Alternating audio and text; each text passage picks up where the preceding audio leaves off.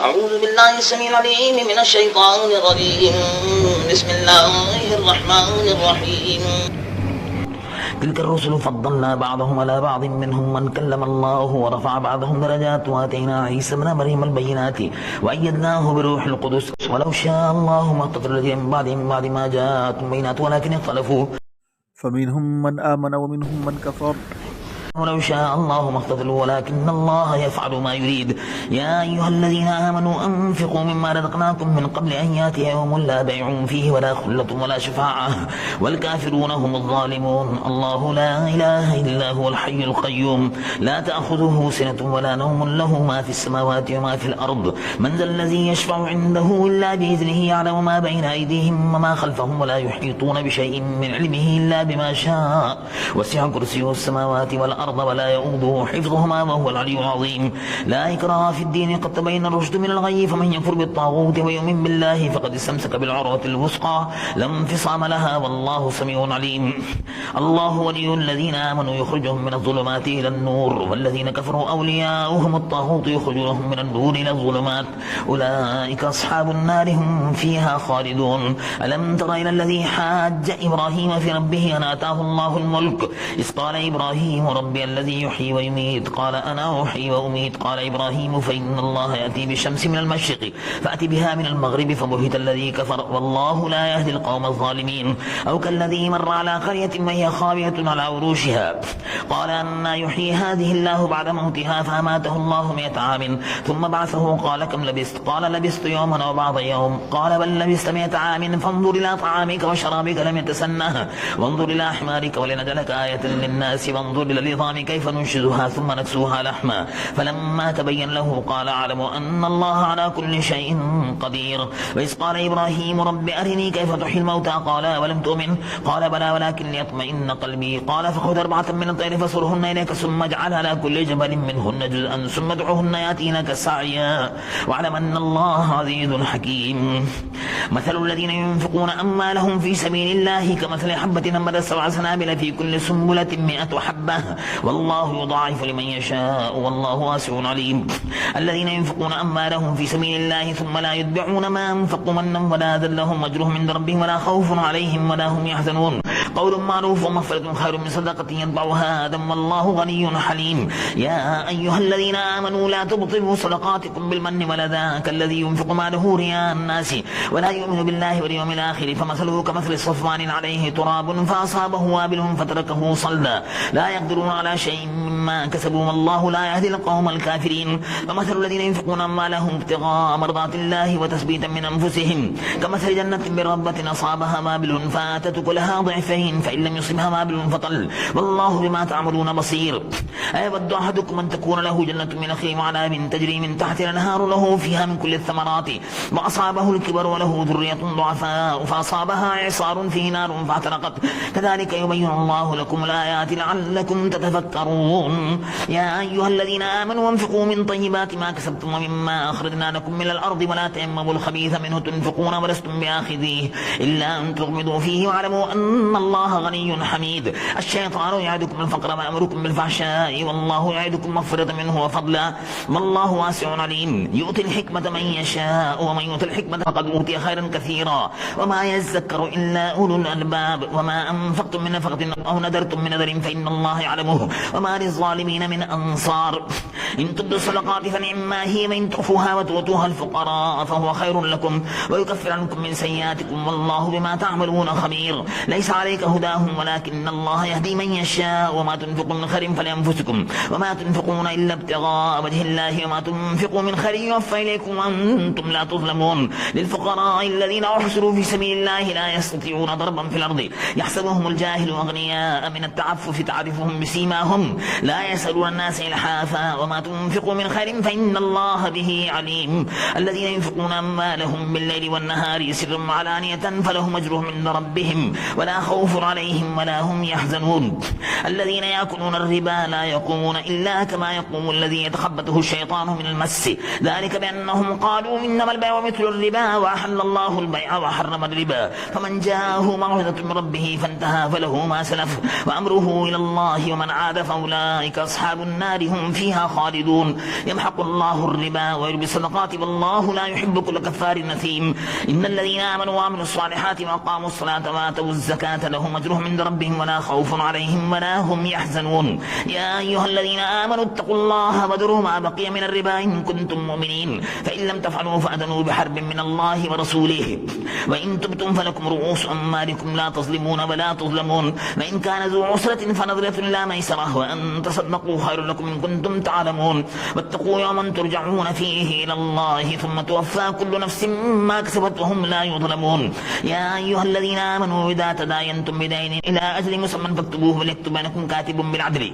ولا يأبى كاتب أن يكتب كما علمه الله فليكتب وليمن الذي عليه الحق وليتق الله ربه ولا يبخس منه شيئا فإن كان الذي عليه الحق سفيها أو ضعيفا أو لا يستطيع أن يمل له فليمن وليه بالعدل واستشهدوا شهيدين من رجالكم فإن لم يكونا رجلين فرجل وامرأتان ممن ترضون من الشهداء أن تضل إحداهما فتذكر إحداهما الأخرى ولا يأبى الشهداء إذا ما دعوا ولا تسموا أن تكتبوه صغيرا وكبيرا إلى أجله ذلكم أقسط عند الله وأقوم للشهادة وأدنى ألا ترتابوا إلا أن تكون تجارة حاضرة تديرونها بينكم فليس عليكم جناح ألا تكتبوها وأشهدوا إذا تبايعتم ولا يضار كاتب ولا شهيد وإن تفعلوا فإنه فسوق بكم واتقوا الله ويعلمكم الله والله بكل شيء عليم وإن كنتم على سفر ولم تجدوا كاتبا فرهان مقبوضة فإن أمن بعضكم بعضا فليؤد الذي تؤمن أمانته وليتق الله ربه ولا تكتموا الشهادة ومن يكتمها فإنه آثم قلبه والله بما تعملون عليم لله ما في السماوات وما في الأرض وإن تبدوا ما في أنفسكم أو تخفوه يحاسبكم به الله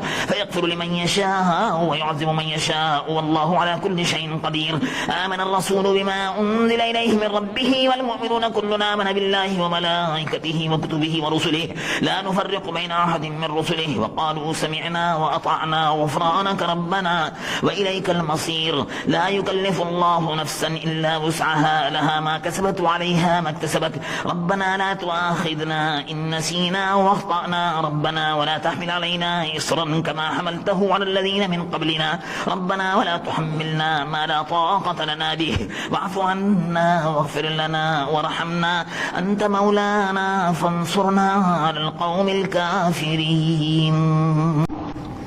ألف لام ميم الله لا إله إلا هو الحي القيوم نزل عليك الكتاب بالحق مصدقا لما بين يديه وأنزل التوراة والإنجيل من قبل هدى للناس وأنزل الفرقان إن الذين كفروا بآيات الله لهم عذاب شديد والله عزيز ذو انتقام إن الله لا يخفى عليه شيء في الأرض ولا في السماء هو الذي يصبركم في الأرحام كيف يشاء لا إله إلا هو العزيز الحكيم هو الذي أنزل عليك الكتاب منه آيات محكمات هن أم الكتاب وأخرى متشابهات فأما الذين في قلوبهم زيغ فاتبعون ما تشابه منه ابتغاء الفتنة وابتغاء تأويله وما يعلم تأويله إلا الله والراسخون في العلم يقولون آمنا به كل من عند ربنا وما يذكر إلا أولو الألباب ربنا لا تزغ قلوبنا بعد إذ هديتنا وهب لنا من لدنك رحمة إنك أنت الوهاب ربنا إنك جامع الناس ليوم لا ريب فيه إن الله لا يخلف الميعاد إن الذين كفروا لن تغني عنهم أموالهم ولا أولادهم من الله شيئا وأولئك هم وقود النار كداب آل فرعون والذين من قبلهم كذبوا بآياتنا فأخذهم الله بذنوبهم والله شديد العقاب قل للذين كفروا ستغلبون وتحشرون إلى جهنم وبئس المهاد قد كان لكم آية في فئتين التقتا فئة تقاتل في سبيل الله وأخرى كافرة يرونهم مثلهم رأي العين والله يؤيد بنصره من يشاء إن في ذلك لعبرة لأولي الأبصار زين للناس حب الشهوات من النساء والبنين والقناطير المقنطرة من الذهب والفضة والخيل المسومة والأنعام والحرث ذلك متاع الحياة الدنيا والله عنده حسن المآب قل أنبئكم بخير من ذلكم للذين اتقوا عند ربهم جنات تجري من تحت الأنهار خالدين فيها وأزواج مطهرة ورضوان من الله والله بصير بالعباد الذين يقولون ربنا إننا آمنا فاغفر لنا ذنوبنا وقنا عذاب النار الصابرين والصادقين والقانتين والمنفقين والمنفقين والمستغفرين بالأسحار شهد الله أنه لا إله إلا هو والملائكة وأولو العلم قائما بالقسط لا إله إلا هو العزيز الحكيم إن الدين عند الله الإسلام وما اختلف الذين أوتوا الكتاب إلا من بعد ما جاءهم العلم بغيا بينهم ومن يكفر بآيات الله فإن الله سريع الحساب فإن حاجوك فقل أسلمت وجهي لله ومن اتبعني وقل للذين أوتوا الكتاب والأميين أسلمتم فإن أسلموا فقد اهتدوا وإن تولوا فإنما عليك البلاغ والله بصير بالعباد إن الذين يكفرون بآيات الله ويقتلون النبيين بغير حق ويقتلون الذين يأمرون بالقسط من الناس فبشرهم بعذاب أليم أولئك الذين حبطت أعمالهم في الدنيا والآخرة وما لهم من ناصرين ألم تر إلى الذين أوتوا نصيبا من الكتاب يدعون إلى كتاب الله ليحكم بينهم ثم يتولى فريق منهم وهم معرضون ذلك بأنهم قالوا لن تمس النار إلا أياما معدودات وغرهم في دينهم ما كانوا يفترون فكيف إذا جمعناهم ليوم لا ريب فيه ووفيت كل نفس ما كسبت وهم لا يظلمون قل اللهم مالك الملك تؤتي الملك من تشاء وتنزع الملك ممن تشاء وتعز من تشاء وتذل من تشاء بيدك الخير إنك على كل شيء قدير تولج الليل في النهار وتولج النهار في الليل وتخرج الحي من الميت وتخرج الميت من الحي وترزق من تشاء بغير حساب لا يتخذ المؤمنون الكافرين أولياء من دون المؤمنين ومن يفعل ذلك فليس من الله في شيء إلا أن تتقوا منهم تقاه ويحذركم الله نفسه وإلى الله المصير قل إن تخفوا ما في صدوركم أو تبدوه يعلمه الله يعلم ما في السماوات وما في الأرض والله على كل شيء قدير يوم تجد كل نفس ما عملت من خير محضرا وما عملت من سوء تبدلن بينها وبينه أمدا بعيدا ويحذركم الله نفسه والله رؤوف بالعباد قل إن كنتم تحبون الله فاتبعوني يحببكم الله ويغفر لكم ذنوبكم والله غفور رحيم قل أطيعوا الله والرسول فإن تولوا فإن الله لا يحب الكافرين إن الله اصطفى آدم ونوحا وآل إبراهيم وآل عمران على العالمين ذرية بعضها من بعض والله سميع عليم إذ قالت امرأة عمران رب إني نذرت لك ما في بطني محررا فتقبل مني إنك أنت السميع العليم فلما وضعتها قالت رب إني وضعتها أنثى والله أعلم بما وضعت وليس الذكر كالأنثى وإني سميتها مريم وإني أعيدها بك وذريتها من الشيطان الرجيم فتقبلها ربها بقبول حسن وأنبتها نباتا حسنا وكفلها زكريا كلما دخل عليها زكريا المحراب وجد عندها رزقا قال يا مريم أنى لك هذا قالت هو من عند الله إن الله يرزق من يشاء بغير حساب هنالك دعا زكريا ربه قال رب هب لي من لدنك ذرية طيبة إنك سميع الدعاء فنادته الملائكة وهو قائم يصلي في المحراب أن الله يبشرك بيحيى مصدقا بكلمة من الله وسيدا وحسورا ونبيا من الصالحين قال رب أنى يكون لي غلام وقد بلغني الكبر وامرأتي عاقر قال كذلك الله يفعل ما يشاء قال رب اجعل لي آية قال آيتك أن لا تكلم الناس 3 أيام إلا رمزا واذكر ربك كثيرا وسبح بالعشي والإبكار وإذ قالت الملائكة يا مريم إن الله اصطفاك وطهرك واصطفاك على نساء العالمين يا مريم اقنتي لربك واسجدي واركعي مع الراكعين ذلك من أنباء الغيب نوحيه إليك وما كنت لديهم إذ يلقون أقلامهم أيهم يكفل مريم وما كنت لديهم إذ يختصمون إذ قالت الملائكة يا مريم إن الله يبشرك بكلمة منه اسمه المسيح عيسى ابن مريم وجيها في الدنيا والآخرة ومن المقربين ويكلم الناس في المهد وكهلا ومن الصالحين قالت رب أنى يكون لي ولد ولم يمسسني بشر قال كذلك الله يخلق ما يشاء إذا قضى أمرا فإنما يقول له كن فيكون ويعلمه الكتاب والحكمة والتوراة والإنجيل ورسولا إلى بني إسرائيل أني قد جئتكم بآية من ربكم أني أخلق لكم من الطين كهيئة الطير فأنفخ فيه فيكون طيرا بإذن الله وأبرئ الأكمه والأبرص وأحيي الموتى بإذن الله وأنبئكم بما تأكلون وما تدخرون في بيوتكم إن في ذلك لآية لكم إن كنتم مؤمنين ومصدقا لما بين يدي من التوراة وليحل لكم بعض الذي حرم عليكم وجئتكم بآية من ربكم فاتقوا الله وأطيعون إن الله ربي وربكم فاعبدوه هذا صراط مستقيم فلما أحس عيسى منهم الكفر قال من أنصاري إلى الله قال الحواريون نحن أنصار الله آمنا بالله واشهد بأننا مسلمون ربنا آمنا بما أنزلت واتبعنا الرسول فاكتبنا مع الشاهدين ومكروا ومكر الله والله خير الماكرين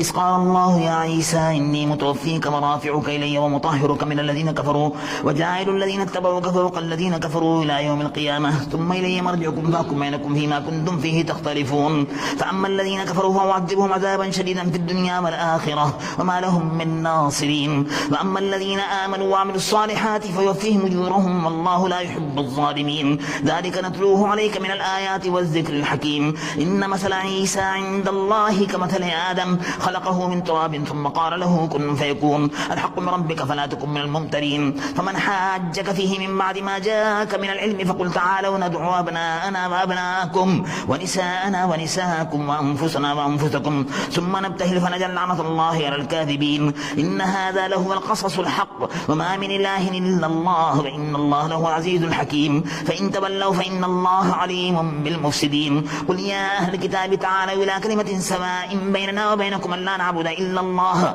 ولا نشرك به شيئا ولا يتخذ بعضنا بعضا أربابا من دون الله فإن تولوا فقولوا اشهدوا بأننا مسلمون يا أهل الكتاب لم تحاجون في إبراهيم وما أنزلت التوراة والإنجيل إلا من بعده فلا تعقلون ها أنتم هؤلاء حاجزتم فيما لكم به علم فلم تحاجون فيما ليس لكم به علم والله يعلم وأنتم لا تعلمون ما كان إبراهيم يهوديا ولا نصرانيا ولكن كان حنيفا مسلما وما كان من المشركين إن أولى الناس بإبراهيم للذين اتبعوه وهذا النبي والذين آمنوا والله ولي المؤمنين ود طائفة من أهل الكتاب لا يضلونكم وما يضلون إلا أنفسهم وما يشعرون يا أهل الكتاب لم تكفرون بآيات الله وأنتم تشهدون يا أهل الكتاب لم تلبسون الحق بالباطل وتكتمون الحق وأنتم تعلمون وقالت طائفة من أهل الكتاب آمنوا بالذي أنزل على الذين آمنوا وجه النهار واكفروا آخره لعلهم يرجعون ولا تؤمنوا إلا لمن تبع دينكم قل إن الهدى هدى الله أن يؤتى أحد مثل ما أوتيتم أو يحاجوكم عند ربكم قل إن الفضل بيد الله يؤتيه من يشاء والله واسع عليم يختص برحمته من يشاء والله ذو الفضل العظيم ومن أهل الكتاب من إن تأمنه بقنطار يؤديه إليك ومنهم من إن تأمنه بدينار لا يؤديه إليك إلا ما دمت عليه قائما ذلك بأنهم قالوا ليس علينا في الأميين سبيل ويقولون على الله الكذب وهم يعلمون ولا من أوفى بعهده واتقى فإن الله يحب المتقين إن الذين يشترون بعهد الله وأيمانهم ثمنا قليلا أولئك لا خلاق لهم في الآخرة ولا يكلمهم الله ولا ينظر إليهم يوم القيامة ولا يزكيهم ولهم عذاب أليم وإن منهم لفريقا يلبون ألسنتهم بالكتاب لتحسبوه من الكتاب وما هو من الكتاب ويقولون هو من عند الله وما هو من عند الله ويقولون على الله الكذب وهم يعلمون ما كان لبشر أن يؤتيه الله الكتاب والحكم والنبوة ثم يقول للناس كونوا عبادا لي من دون الله ولكن كونوا ربانيين بما كنتم تعلمون الكتاب وبما كنتم تدرسون ولا يأمركم أن تتخذوا الملائكة والنبيين أربابا أيأمركم بالكفر بعد إذا أنتم مسلمون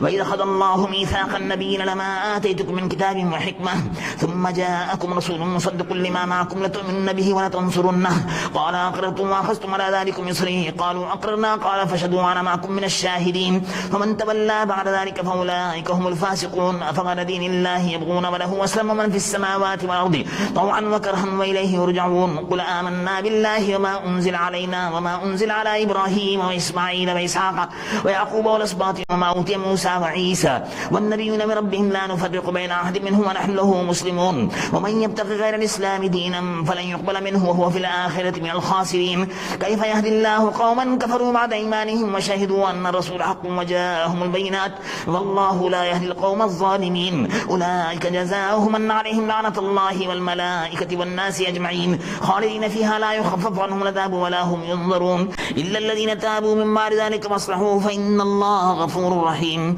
إن الذين كفروا بعد إيمانهم ثم ازدادوا كفرا لن تقبل توبتهم وأولئك هم الضالون إن الذين كفروا وماتوا هم كفار فلن يقبل من أحدهم ملء الأرض ذهبا ولا يفتدى به أولئك لهم عذاب أليم وما لهم من ناصرين